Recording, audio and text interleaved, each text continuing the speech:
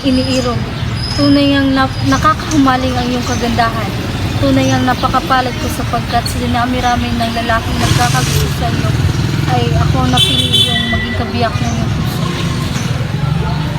Lubos din akong nagagalak at nagpapasalamat sa ating bathal sapagkat sa dami-daming babae na nahuhumaling sa iyo sa ating baryo ay ako ang napili mong magustuhan. Ngunit ako'y nangangamba sa kabila ng kasiyahan nating ito ay may kapalit na kalungkutan. Irog ko, mag-ingat ka sa iyong mga sinasabi sapagkat ang mga salita ay matatalinhaga.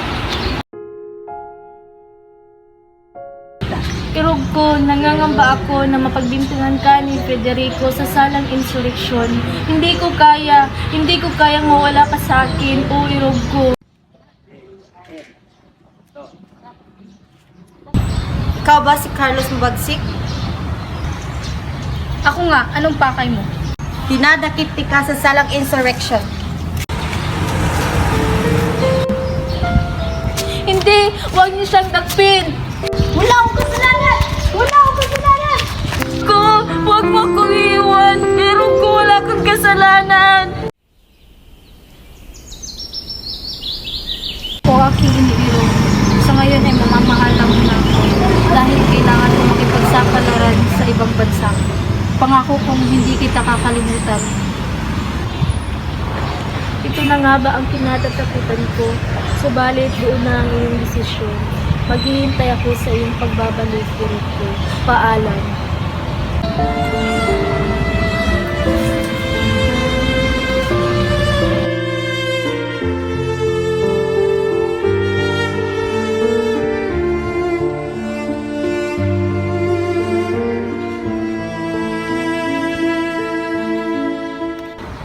Linay!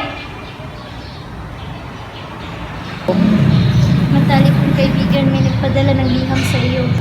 Kanino galing to? Hindi ko po alam.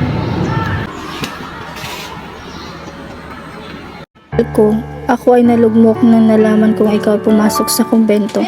Gayunpaman, nais kong malaman mo na lumalala na ang aking kondisyon. Nahawaan ako ng sakit na kolera at sa ilang sandali ay maaaring malagutan ako ng hininga. Yung pakakatandaan na mahal kita, o irog ko.